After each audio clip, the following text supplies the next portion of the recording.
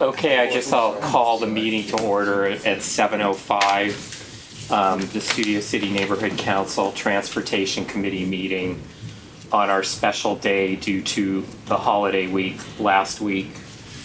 And we're starting at 7:05. Roll call, Barry Johnson, I'm here. Mark Rubin, here. Brandon Pender is on his way. Joe Perry? Here. Rudy Melendez is on his way. And Heidi McKay is sitting this out but she is here as a member of the public. You're a commoner. Me too. And the approval of our May 30th Transportation Committee minutes, I'm gonna table that because I had a computer glitch this afternoon and I lost part of it, so we're gonna do it at our next meeting. Update by the committee chair. Just wanted to say, we're all here tonight looking at transportation aspects of the proposed Harvard-Westlake project. In a way, it's kind of nice that, knock on wood, but now that I say this, but there's not a ton of people here, so we can have more of an open conversation. I hate when you get like 100 people and everybody gets 30 seconds. It just seems like it's not as productive as a smaller group, so maybe it'll stay that way. That's all I have on that. Does nobody wanted to speak on an item outside of tonight's agenda? Okay, no public comments and therefore no responses. Is anybody here for item number 6 from that neighborhood regarding bounded by Ventura, Fulton, Moorpark, and Coldwater? Catherine McGowan, who asked that this be on our agenda tonight, she asked me to table this until next month because she wants to go further and get signed petitions from her neighborhood.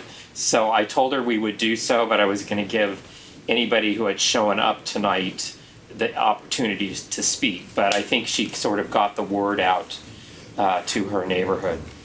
So we'll go on to number 7, and that's our fact-finding discussion for the purpose of committee recommendations to the SCNC Board's written response to the Harvard-Westlake School's final environmental impact report. This discussion will be limited only to transportation issues of the proposed project, both during construction and after completion. And we'll have a strict amount of time, and written recommendations are also welcome. And I did get one today from Jeffrey Jacobs, who was not even able to be here tonight. And I'm just going to briefly read his before we go on, since I just have this one.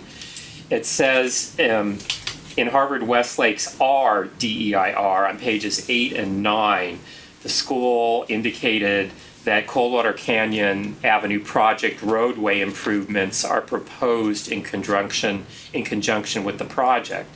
He goes on to say in the final FEIR, the response indicates that LADOT has stated its opposition to voluntary traffic improvement initially proposed by Harvard-Westlake is no longer proposed by Harvard-Westlake. And he goes on to say Harvard-Westlake then states in the last line on page 3-108, paragraph 1, therefore no additional response is required. And he also is questioning the statement about the number of cars parking in his neighborhood. And he says his neighbors have previously submitted photos that do not support Harvard-Westlake's parking claims of either 28 or 100 parking in our neighborhoods. And his last thing he says is, since Harvard-Westlake traffic reports took into consideration the possible lane changes on Coldwater Canyon by LADOT that were rejected, and submitted a statement, therefore no additional response is required. Tom Brohard's traffic report for Save Coldwater Canyon should be strictly followed. So that was his written response. So we have two people that have signed up to speak. She's on. She can't find her way in. Okay. I'm gonna go get her. Okay. We're comfortable waiting if you want to wait for the other two. Okay. And it's moving much quicker than I think anyone Yeah, thought, so. yeah. Hello. We'll wait a couple minutes. That's Dave.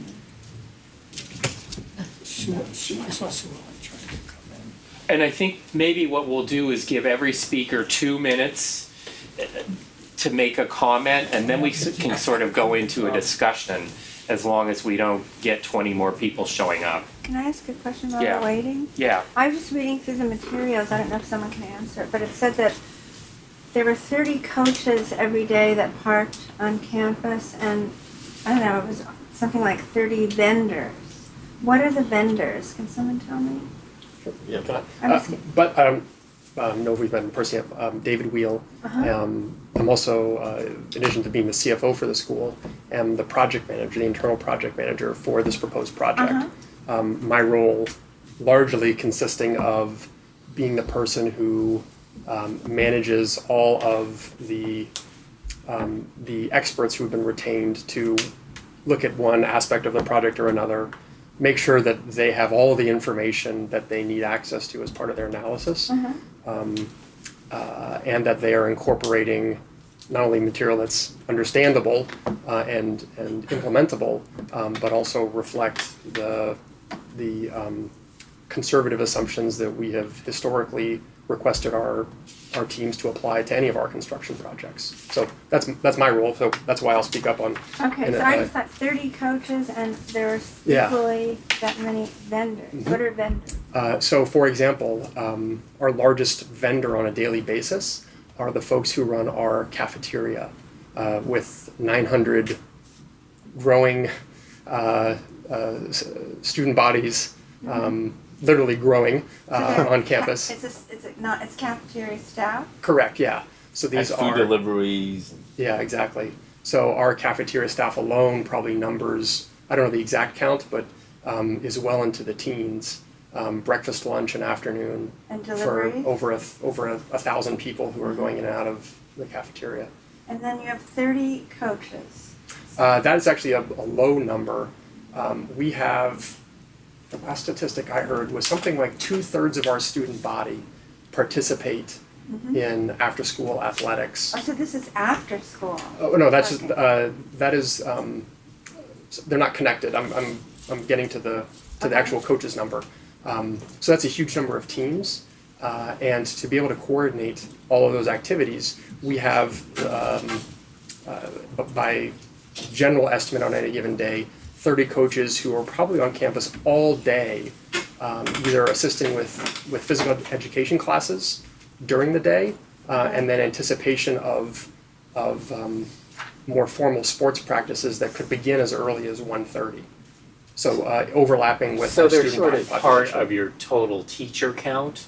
They are. We don't refer to them internally in the same way that we would teachers, classroom teachers, which is why they're separate. Yeah. When it comes to like total number of coaches, not at any given time, but just in our general employ, that number's in the hundreds, and so that 30 estimate was meant at any given point And they in each time. have a parking space, No, require a parking space. each Like of the every hundreds of vendor coaches. requires a parking space and every coach. It's They don't have assigned spaces. When Yeah. they're on campus, they obviously need a space. But when they leave, the next vendor or the next coach would park in that space. Correct. They're not assigned. Thank you. Sure. Is there another one coming too besides Sue Ellen? Nope. Okay. All right, Thomas Perry, I got you were first. And I'm gonna give everybody 2 minutes that signed up to start with. And then as long as we don't get a multitude of more people, we'll sort of go into an open discussion. 2 minutes, and Whoops, Thanks. hold on. Is this your seat?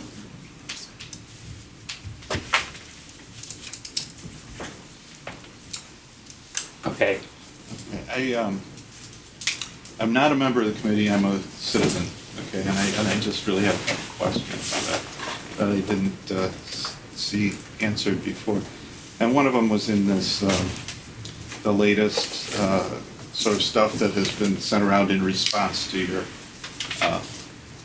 thing, which was, really, in my question was, it was essentially, what really are you doing to mitigate, I mean, the fact that if you essentially never touched the west side of Coldwater, never put anything there, you have no safety problem.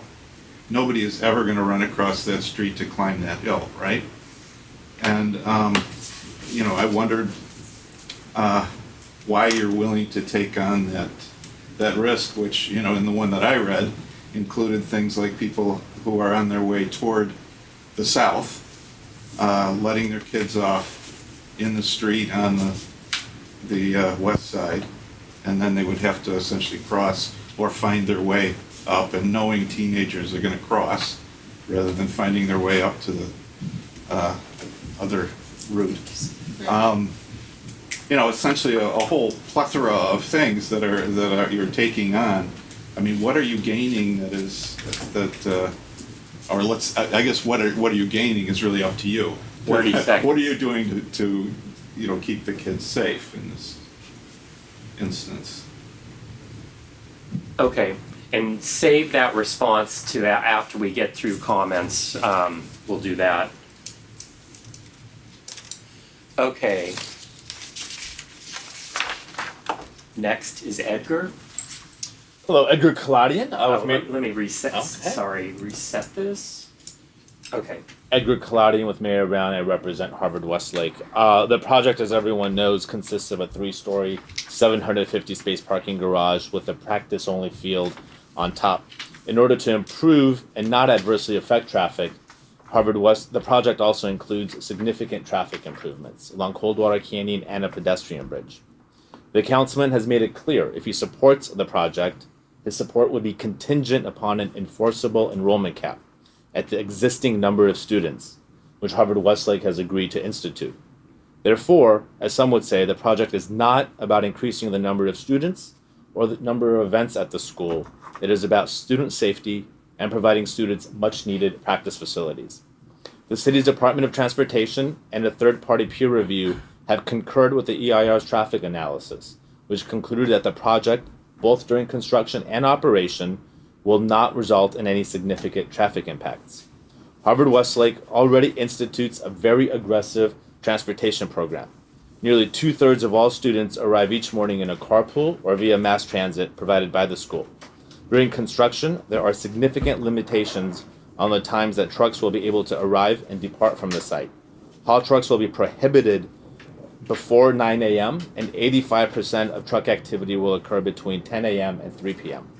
Coldwater Canyon will remain open at all times except for an 8-hour period when the bridge is being installed, very similar to how Oakwood just installed its bridge.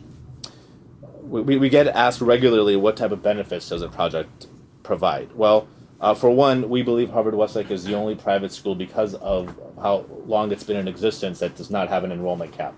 As a result of approval of this project, the school would be capped at the existing number of students, which would, of course, prevent future trips in the community. Removing all of the Harvard-Westlake. Fine. Oh, okay. But if you're close to being done, Maybe 30 seconds. go ahead. Okay. We would remove all Harvard-Westlake associated cars that park on neighborhood streets. The number one complaint we receive from neighbors relates to vehicles parking in front of people's homes. We would remove buses from parking on Coldwater Canyon, which will improve student safety and traffic flow along Coldwater Canyon. We would create 2 dedicated southbound lanes and 1 northbound lane that will permit quick vehicular access into the parking structure, which will virtually eliminate the southbound left turns into the campus. The new lanes have been designed to accommodate sufficient vehicles to prevent vehicles from queuing on Coldwater Canyon. The project would include a pedestrian bridge to prevent pedestrians from crossing Coldwater canning at grade, which would create a traffic impact. Finally, the project would provide community groups and neighbors access to the parking garage during special events such as Sunnyside's annual Halloween Carnival. Of course, available to answer any questions. Let's have Sue Ellen go, because she's the only other person okay. signed up, and then we'll do that. All right, Sue Ellen? Quick. Okay, so the project hasn't changed very much over all these years. I still have serious problems with the traffic impacts during and after construction. By the way, regarding what Edgar said, Mr. Caladian, all the other schools that have new CUPs have a rule that they may not load other facilities. The traffic impacts are going to be far greater than the EIR suggests. We still have our many points from our traffic consultant. We're switching the left turns and the right turns, and that is going to slow down traffic during rush hour. We also have 160 trucks. Yes, I know 14 of them are delivery trucks. I'm sure they're not petite, that are going to go every day, and the haul route is very problematical. It's going through multiple Studio City neighborhoods now.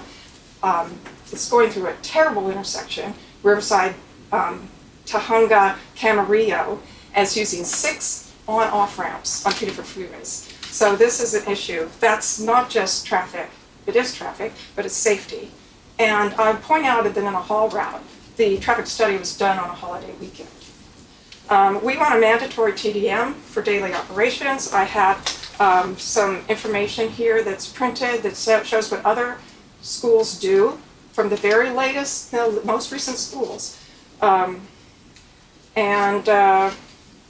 Impacts after construction, I want to point out, 750 cars, so you think 750 in, 750 out every day, but it has the same operating hours as the school, 6:30 to 11:30 Monday through Friday, plus some Saturdays, and Monday holidays are allowed. So there is ample time for there to be 6-8 trips back and forth. The kids go to lunch, they run an errand, they go out before sports, this another group comes in. It is not 750.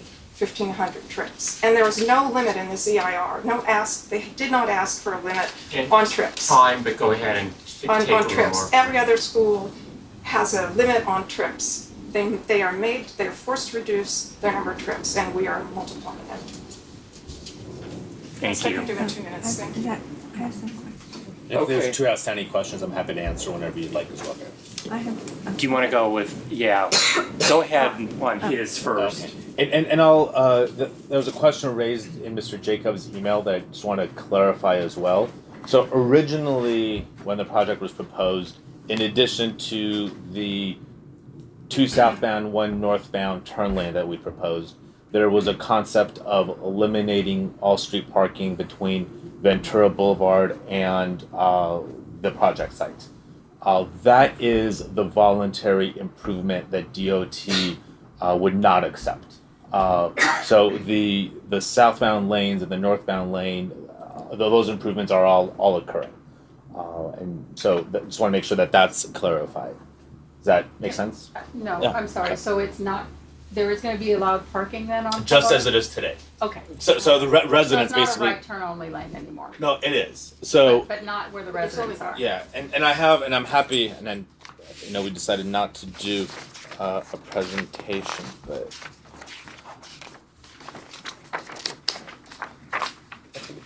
It's going to be very tough to see, but I'll sort of do the best I can here. This is the project site right here. We are still proposing the right turn lane into the structure and a second right turn lane into the structure and a left turn lane. At one point, there was a proposal, I'd say from here all the way to Ventura Boulevard to prohibit street parking during the AM peak hour. So that would have created, I suppose, another new lane.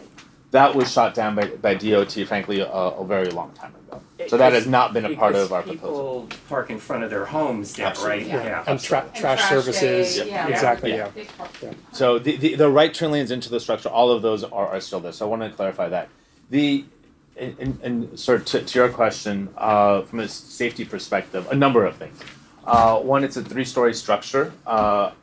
The employees, faculty will be parking on the first floor. Students will park on the second and third floors. The bridge has been intentionally designed to be on the second floor, so to not think students would actually walk upstairs. They'll be parked on the second story so they can just cross immediately on the bridge. Those on the third story come down one level, cross the pedestrian bridge. There's also, of course, an elevator for those who want to or need to take an elevator.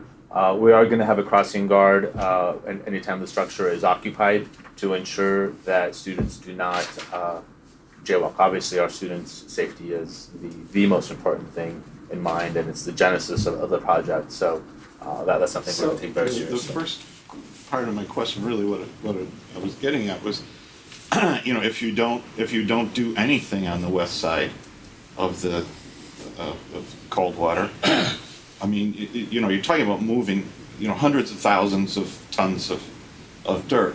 Isn't there a place on the campus that would allow something like a parking garage underground? I mean, that would be just as, it would probably be moving less dirt. We've looked, and there is, I'm happy to get into details, and David can probably do it better than me, but a significant water table beneath a majority of the campus, and that's frankly part of the same reason why we weren't able to tunnel as opposed to do a pedestrian bridge.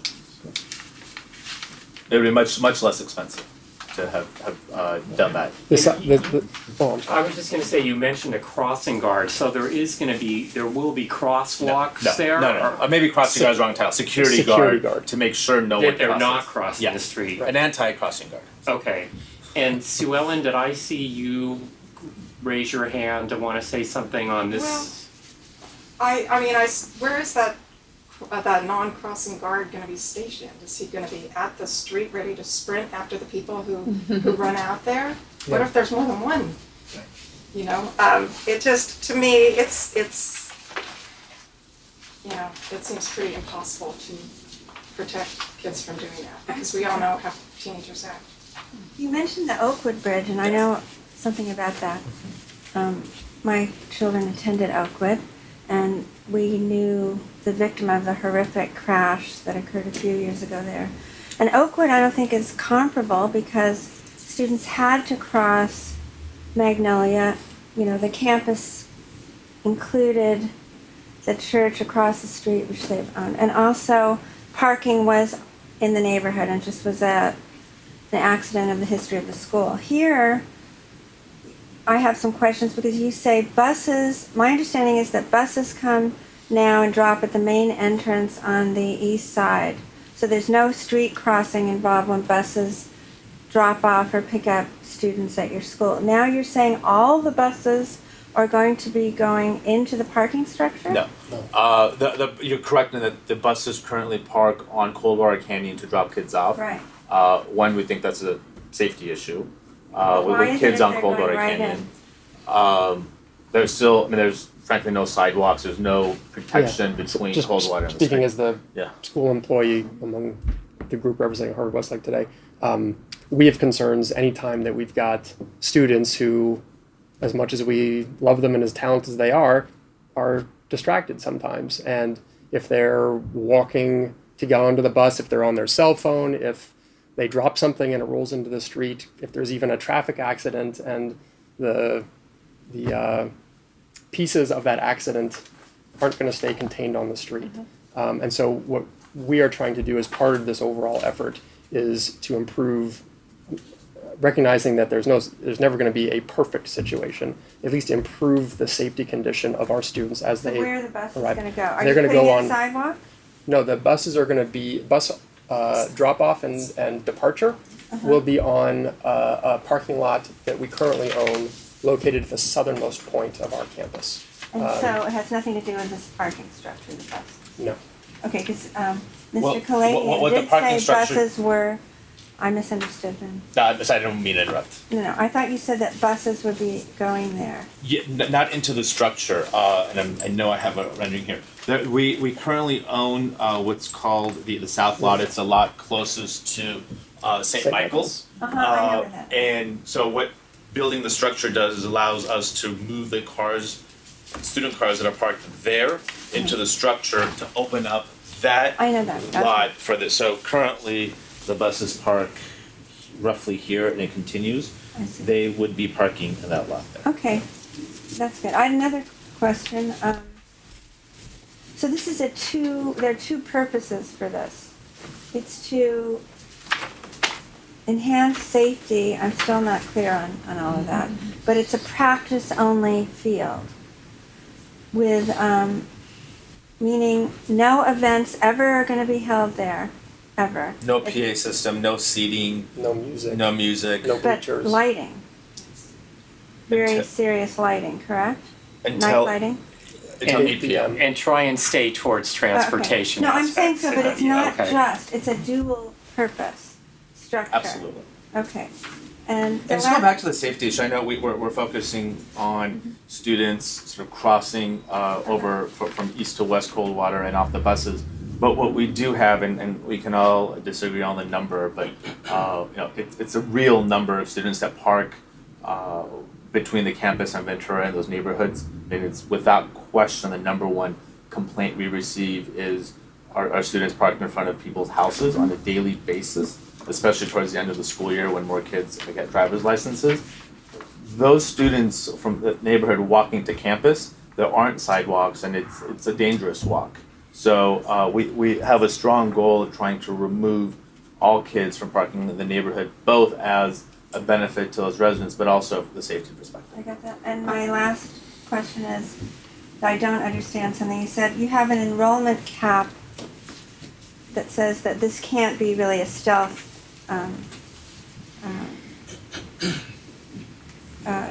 what do you call it? Expansion Expansion. Okay, how long does the cap, when is the expiration for the in enrollment? perpetuity with the CUP. What is that number? Our existing about 900. Okay. And before we go on with more discussion, I didn't get to Heidi yet, who filled out a comment card.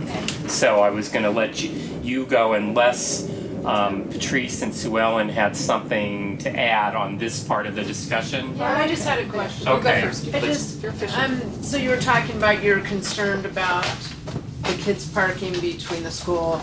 That's your main, and that's one of your main concerns, or for their safety, parking in front of neighbor's house and whatever. How many accidents have there been that concern their safety? How many kids have gotten hurt? How many years has the school been open? I don't want to ever sit here and talk about a student that may have passed away. An accident happens. It could happen tomorrow. It could happen next So week. there's There have been accidents? plenty of near accidents, and there have been Near- accidents. There have been Yes, accidents? I don't want to Near have an open accidents. conversation if I Near pursue. accidents. What's a near accident? I don't know. How do you quantify a near accident? Okay. Thank you. Okay, we'll go on to Heidi's If I may, 2 minutes. or- I do recall a recent Studio City Neighborhood Council. I don't think it was this committee specifically requested. I don't know where that request went, but or if it ever progressed beyond the stage of being a request. Request that a city or an agency of the city look into what was phrased as a high rate of traffic violations and accidents along this very corridor. It was this No. committee, Yeah. Okay. and our board So I passed don't- Are it, you yeah. talking about the high injury network from the Vision Zero? No, I don't recall that. What's being- that? No, a few months ago, we Okay. had one, yeah. 'Cause that's Okay, Heidi? Well, I'll just touch on that a little bit. You say complaints of the neighborhood. I am pretty certain if you knocked on each door of those houses, most of them would say they don't love it, but they would much prefer that than the garage. And the dangerous walk that you speak, I live right around the corner, so I know it very well. I've been driving by 25 years. The walk that you're speaking of, because certainly walking down Halkirk, I hope you don't consider unsafe. That's just a small residential street, is the length of one house.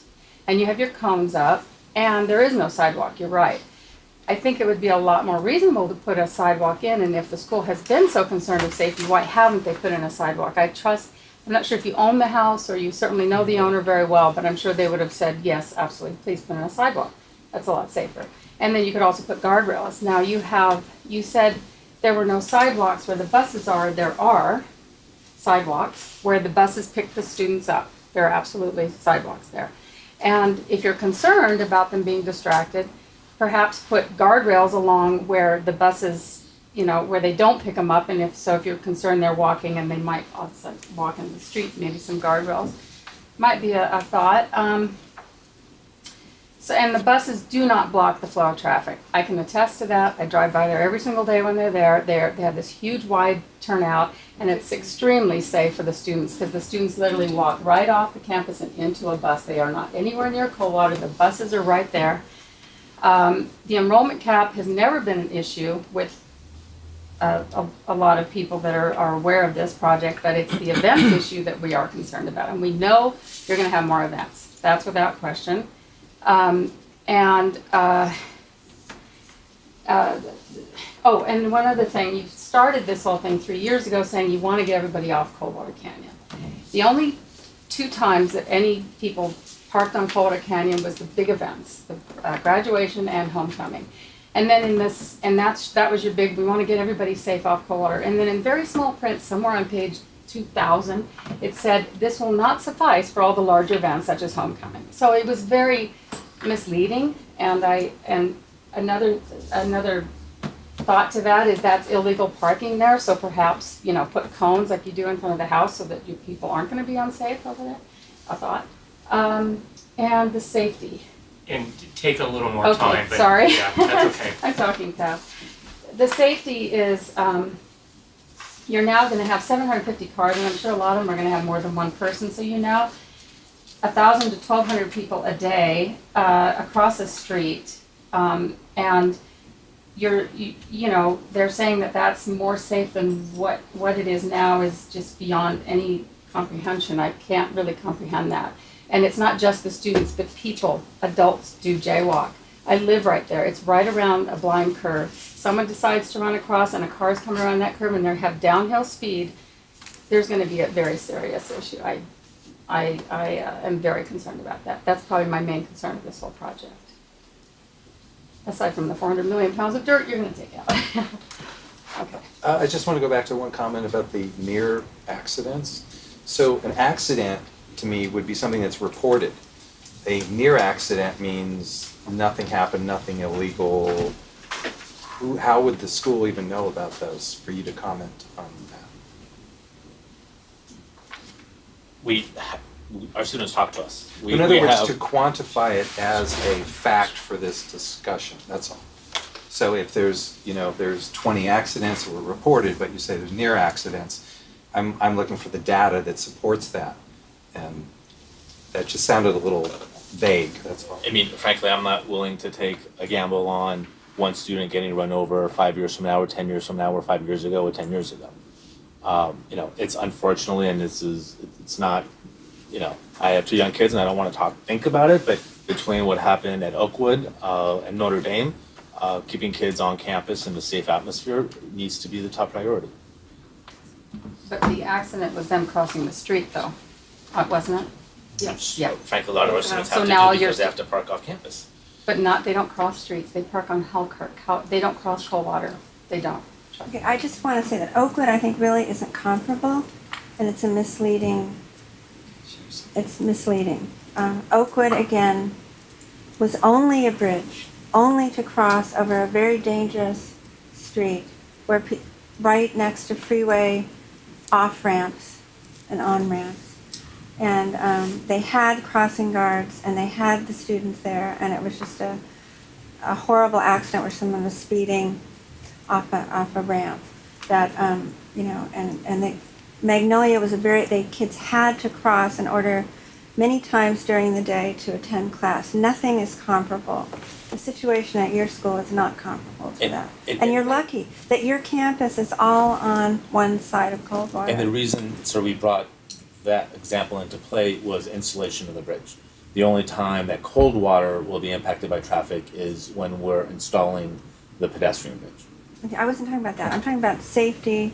In other words, the need for the bridge at Oakwood is extremely different from the situation your students face at your campus, which is absolutely self-contained on one side of Coldwater. And they do not, right now, they're never required to cross Coldwater on foot for any reason to attend a class or anything else. And my other question is, I know that kids don't do what they're told or asked to do or required to do, but it's a private school, and other private schools have required all sorts of things of their events and busing into events like Marlboro. I've attended graduation there, and students get picked up at Gelson's and all these things. If students are parking where they shouldn't, I would think the administration could do something about that, period. That they would not, be allowed. I mean, there are many creative things that administrators can do to require that students comply with certain rules. So that, to me, is not a really powerful argument. Do you see that? Can I just add one thing? I don't mean to butt in, but in terms of the cars being in the neighborhood and being easily identifiable, if they have some kind of a sticker that says that's a Harvard-Westlake student, that was deleted from the final EIR, the thing about the identification on the cars. How easy would it be to have everybody have a sticker that has a barcode that identifies who the driver is, and someone sees them parking and they take a picture and they send it to the school, and you give them detention and whatever you do. That's simple. So why was that removed? That was removed for a reason, and we believe replaced with a far stronger enforcement condition. The reason for the removal is that we figured that any student who is going to knowingly park in a neighborhood where they've been told and even admonished perhaps for parking isn't going to keep that sticker up on their dash for easy identification. So we felt it was a fairly weak condition as a result. Doesn't it stick onto the window? To remove it, to drive a car that they haven't informed the school is at their use. The condition that it was replaced with was a mandate, and it would be a condition of approval of the project, that a security guard be stationed at the entrances to the campus, not just the parking structure where we've already said there's going to be a guard, but both entrances, and refuse entry onto the campus for any student who attempts to walk onto campus, unless they have a pass that we will have provided that indicates they live in the neighborhood and their family has chosen to let them walk to campus. So you're doing this now? No, that's what we're proposing. But if it's this is what I'm having, if this is such a dire safety issue, and this is such a chronic problem, and students, for whatever reason, refuse to comply with, there's no decal or no, compliance with this requirement, why isn't there a security guard there now enforcing this? If this danger is so intense, and we, any minute now someone's going to be in this crash. This is what I don't understand. I don't see how. And believe me, this Oakwood accident should really make everybody somber when they think about schools and streets and everything. It was a horrific thing. And anything that can be done to prevent things like that should be done, no question. So, but if they are in danger now and have been all this time, why no action? Why none of these things that you're suggesting? Because this would be 3 years from now, that you're going to wait another 3 years or 2 years till this is approved and built to enforce this neighborhood parking thing. Why not now? Peter and then Heidi. Okay, sorry. Just a quick comment on the stickers. I understand a student might remove it, but they're not going to remove their plates. So you could easily have a database of all the kids that have cars that they're allowed to drive. Here's a number you call in. Here's all the databases and the database of all the license plates, and boom, takes you another 6 seconds. It's an enforcement problem. I just have one other comment too about the safety of Coldwater. I find it, because I live there and I drive by a lot, very interesting that they're saying how unsafe it is, and yet every week we see the track and field jogging up and down Coldwater Canyon to Ventura and back. I mean, I've seen them at least 100 times over the last few years. So I don't quite understand if it's so unsafe, why that coach has them jogging up and down much further distance than the one house that they're walking to from their cars. Did you guys want to respond to anything at this point? I was going to bring up an issue that's in the final EIR that's new, and our neighborhood council hasn't had a chance to respond to yet, and that is the change in the haul route. And I'm very concerned as someone who lives in eastern Studio City of Tujunga Avenue, basically between Landale and Camarillo Riverside. And the southbound off-ramp, 101 off-ramp there now doesn't have a signal. It only has a stop sign, and there's been a lot of accidents there recently. And the other thing is that traffic, both in the morning and in the afternoon, and it's early afternoon, it's not after, it can be like from 1:30 on. The traffic going northbound on Tujunga from that ramp can back up all the way almost to that ramp from Riverside, Camarillo. So the fact that the FEIR says there's gonna, study says there's gonna be no impact, there's already impact. There's only gonna be more than it already is, and to me, the way it already is isn't acceptable. So, I mean, for me, when our two people craft the response, I know that's gonna be in there, because this is also new to us. It wasn't in the last version. So I don't know if you have anything you want to comment on that, but I'm worried about the haul route between the freeways over there.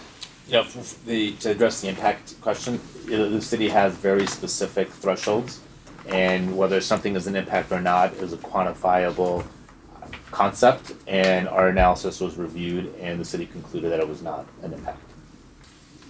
That off-ramp, I mean, if you think about a big truck full of dirt coming around that corner, it can't traverse that off-ramp as fast as a car. Right. So, and also just these giant trucks, they're not 0 to 60 in 2 point whatever, like a Tesla. The radius of that off-ramp is probably not one that they would build today, just like the Barham ramp that they got rid of. They said if they would never build that again because it's such a short curve, Once traffic stops and the truck has to stop, then it gets moving. It's not going to be able to accelerate at the rate of speed as the rest of the traffic. So there has to be quite a bit of impact from this, especially around that corner. Yeah. And then the other thing I was curious about, you said most of the trucks would be on the road between 10 and 3, although they could start at 9. In terms of till 3, how much further beyond 3 are they going to be doing, even if it's less? From 3 to 4 p.m., a total of 6 trucks is permitted.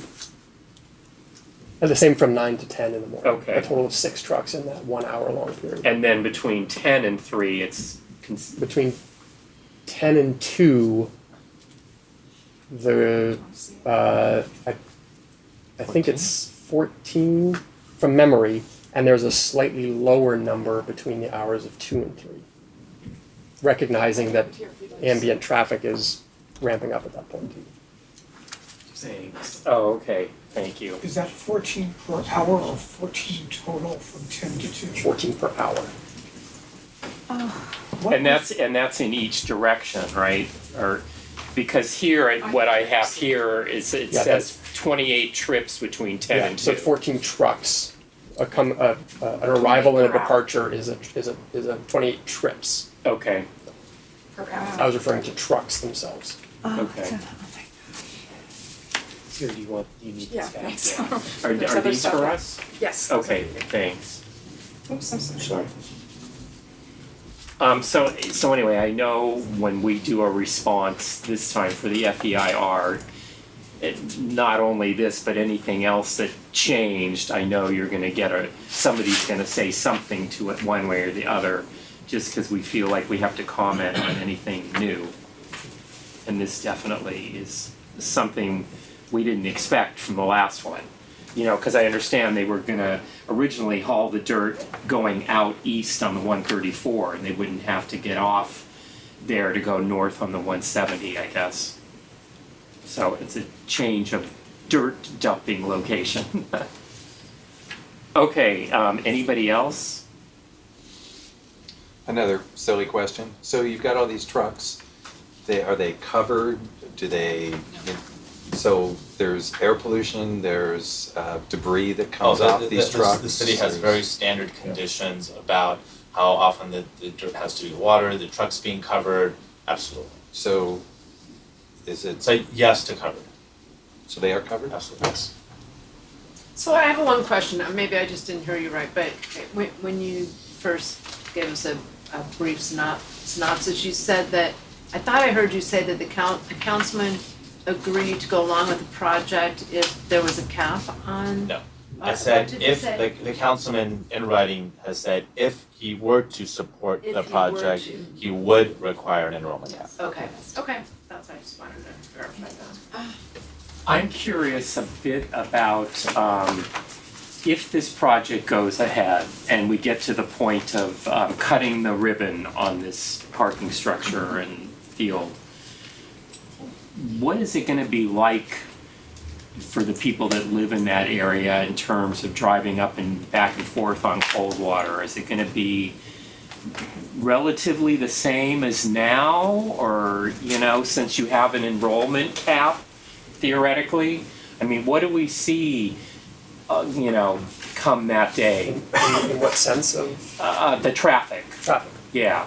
I mean, according to the traffic report, status quo, no net gain or loss. As somebody who also travels Coldwater Canyon virtually daily, and knowing the studies, my opinion, this is not the technical, it'll be better. Even with the southbound now having left turn going in? But I guess that sort of is you're switching from a northbound left turn to a, you know, which they would do now. And there's queuing where now that there isn't sufficient queuing. These are lanes that are much longer than standards. Go ahead. Anyway, I hadn't even planned on speaking, but these are just like little buzzers going off in my head.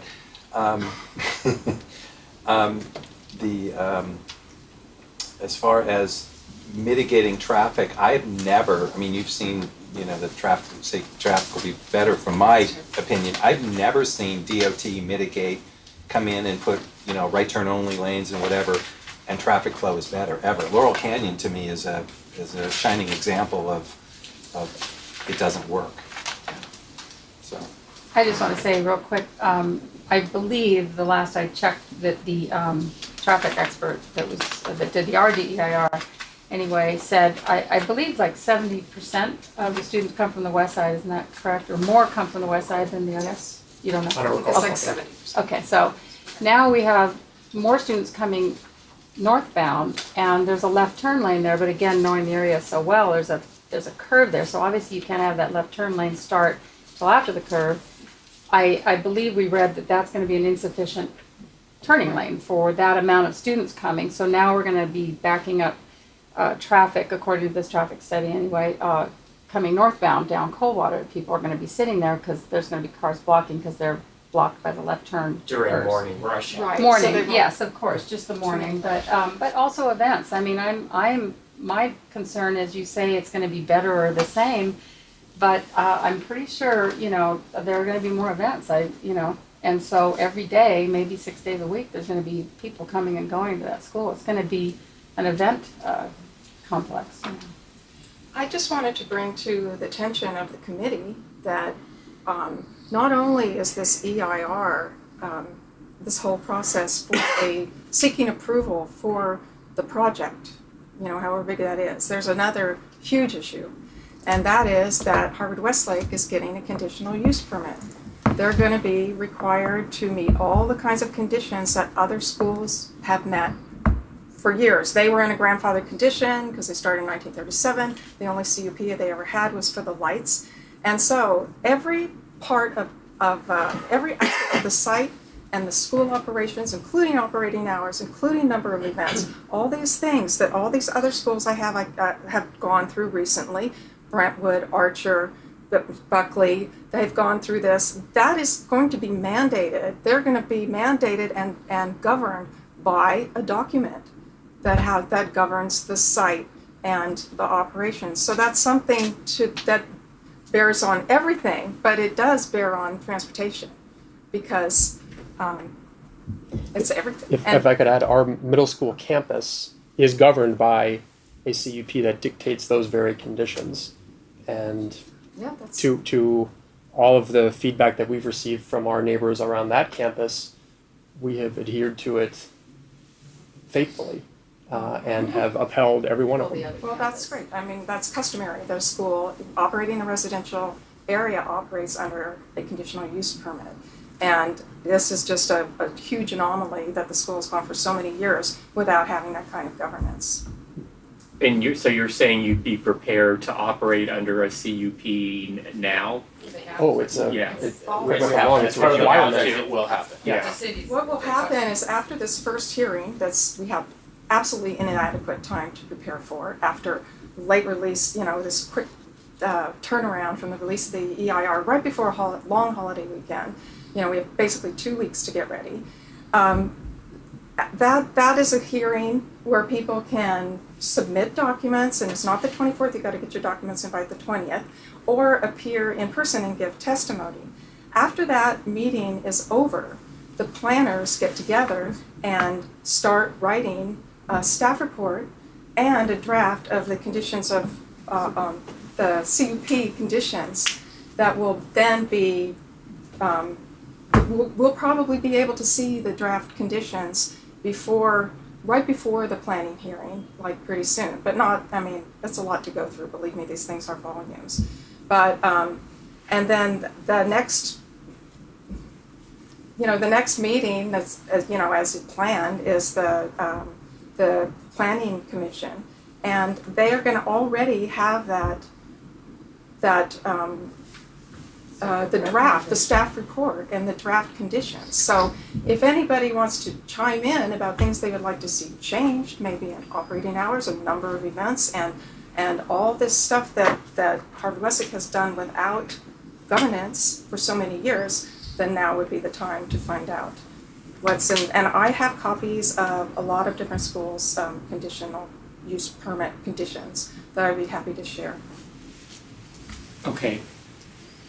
Anybody else? I have just one Yeah. final question. Although I know there are many other issues that are not the concern of this committee, environmental and other issues, the Harvard-Westlake's purpose and sole purpose here is safety. Is that correct? It's student safety and athletic practice field. Oh, so it isn't then just safety. It's two things, correct? Okay. So that, all right, thank you. Yeah, I have two questions. One is, I believe I'm not an expert like some of my friends here are at this. Going briefly through the documents and so a question, could you just state very simply, in very simple English, the total number of truck trips for how many a day for how long will it take to excavate that side of the mountain there? That's a tough thing Yeah. to answer, only because the nature of the construction, you are not able to reach your sort of full capacity from the onset. That there's an initial period where we're not going to be able to reach the numbers that we talked about already in this meeting. So to count the total number over the course, what we've estimated is a 9-month grading period. And 9 months, which include the grading and soil nail wall installation. It's very difficult to estimate over the course of that entire time for any given period how many are going to be on a daily basis. At peak, it would be the 72 trucks, 144 truck trips that we cited per day. Per day for 9 months. No, that's the peak. 9 months could be interrupted by like the rainy season. Yeah, we've made allowances for adverse weather, holidays, things of that nature. Okay, So we're not going to be operating at that peak the entire 9 months. That's what I'm saying. I don't know what that bell curve looks like. It'll be less than that number, is the answer. No, that's fair, but, just ballpark, we're talking about nine-ish months Correct. of heavy hauling And 6 days a week, to get out. Yeah, Saturdays included. Yes, it's been modeled at Saturdays included, Yes. Yeah, because excluding holidays. Is it and- the same hours Saturdays? No, it's slightly limited hours on Saturday. And did you say holidays too? No, excluding holidays. Okay. No Sundays or holidays. Unlike LADBS that lets builders build houses on holidays. I bet most people don't Well, know there's- you can build a house on any holiday from 8 I to do 6. Yeah, Boy, do I. and Joe and I learned it the hard way. Barry, I'd like to continue. Yeah, go ahead. Can I please? changing. Um, okay, that, I'm gonna move on. That, that was the question I had. I live also, I live in the hills, the eastern side of Studio City, and we had a major hauling project, which I think is comparable to what you're doing. It was due to the slide which happened after Northridge up on Maury Drive, where they red tagged 5 houses and stabilized that hillside. And let me tell you, it was about 3 years. We had non-stop trucks, the big scoop, the semicircular, semi-truck length, 18-wheeler length trucks coming up and down. So, again, I just find from a 50,000-foot view here that the statements I haven't gone through. You guys know, the dotted i's and the crossed t's of these things. But yeah, I briefly read it, and from your statements here, it just seems. I'm just saying this impressionistically. Seems a little bit optimistic to say this statement. This is going to be no impact, or believe the statement the final letter is minimal impact. On the truck hauling route, and that's come on, that's just insane to say this is going to have minimal impact. We've got gridlock on these streets already, dumping 72, 144 truck trips, in the middle of the day, 6 days a week on this. So I wanted to get that out of the way. The second thing, and unrelated to that, but again, I'm staying strictly on transportation issues, is I just wanted to, again, step back and say something, larger sense. I was struck, I don't know if this is true or not, but I read in one of the statements online from my neighbors that our mayor is an alum of your school. Is that fact? That's fact. That's fact. Okay, so, whatever. We all know how chummy politics gets and stuff. But Mr. Garcetti, at least in public, is very big on things like what's called Vision Zero and reimagining Los Angeles, reimagining transportation in Los Angeles for the future. The fact that we've been Los Angeles is world famous as being the car capital of the world, and from the death of the red cars on till now, look where that's gotten us. And I just find it curious, and wanted to comment, is you folks are a top-notch school. You're raising, what's what people usually say, the leaders of tomorrow. Garcetti is always about the public infrastructure, the public transportation infrastructure. We have here projects get rubber stamped, huge projects get rubber stamped because they're on mass transit routes. Projects that a chimpanzee would look at the project and say, nobody who's going to be a client of this project is ever going to take a bus here. This is going to be, 1 million more car trips. But it's always said, because the project is on a major transportation route, because the project is close to the Universal Studio City Metro stop, yes, we will approve it because it won't have any traffic impact because everybody's going to take the Metro. Right? So I just find it commentable that with these changes that we're going to have to face over the next decades, we can't continue the way we've been doing. We can't. There's no room to build any more freeways. We can't continue to be a purely car culture. That you're building 750 parking spaces for students who are a couple hundred yards away from Ventura Boulevard, major mass transportation corridor. You don't want them walking, as per the track teams going, shuttle buses, encouraging encouraging this kind of thing. So I think it's kind of strange to, with all that in fact, to be building a 750 parking space garage to kind of encourage, more students to drive to school rather than take alternative means of transportation. Anybody else? Well said. The thing is, though, it's like these kids have parents who are never going to let them take a bus.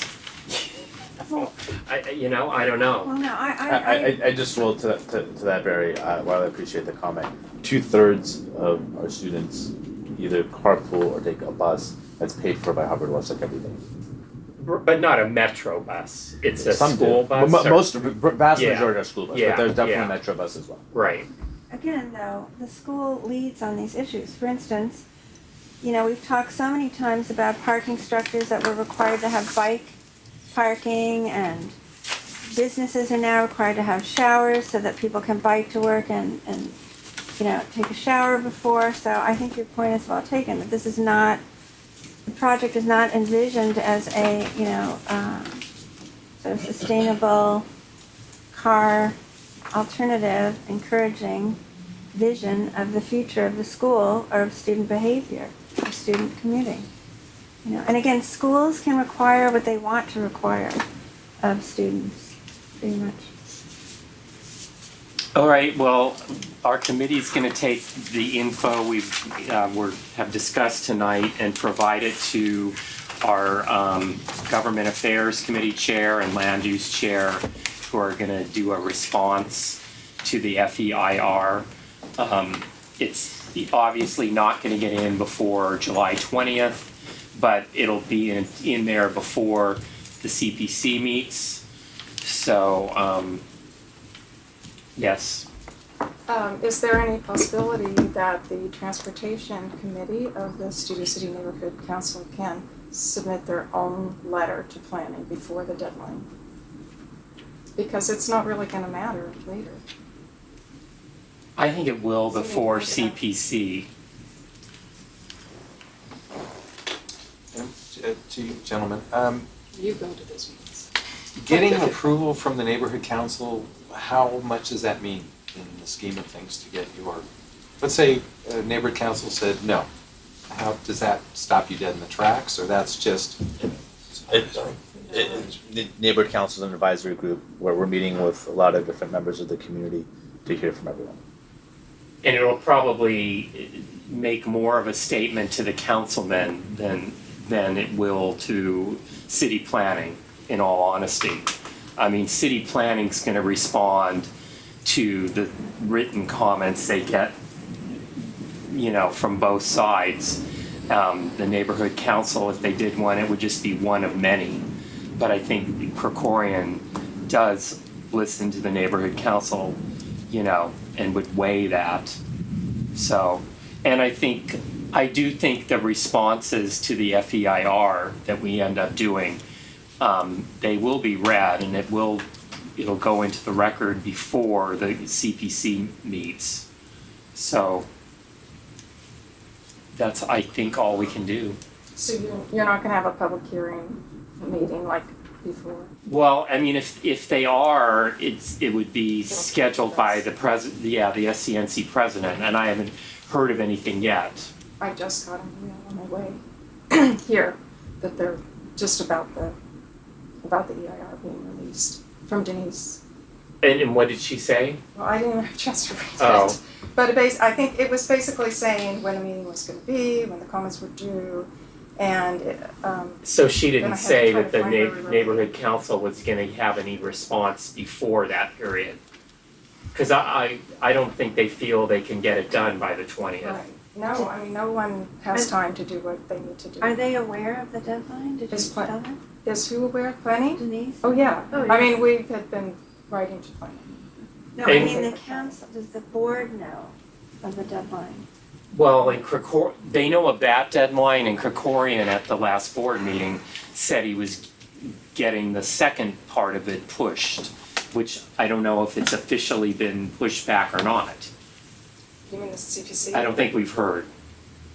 Yeah, We've not heard either. yeah. Oh, I just got it too. Oh, okay. Thank you, Mary. This All right, is thanks the a lot. Meeting dates and what's gonna happen at meetings. And they will, neighborhood council is gonna have responsibility for it. Do we need to write a motion to the board on this? We don't have a quorum. But even so, the meeting's on the 19th. And the 20th is the deadline. They're not gonna get anything done that So night. frustrating. We should get Yeah. it on record. You know? Do we have anything else on our agenda? Brandon. I think you need to fill out a comment sheet. I'm gonna Sit down. I'm gonna table number 8 since Brandon and Rudy didn't make it. And do we have any other comments from the committee members? No. As of right now, our next meeting would be the first Wednesday in August What is that? for my closing comments. And motion to adjourn. Mark? Okay. All right, 8:11 adjourning.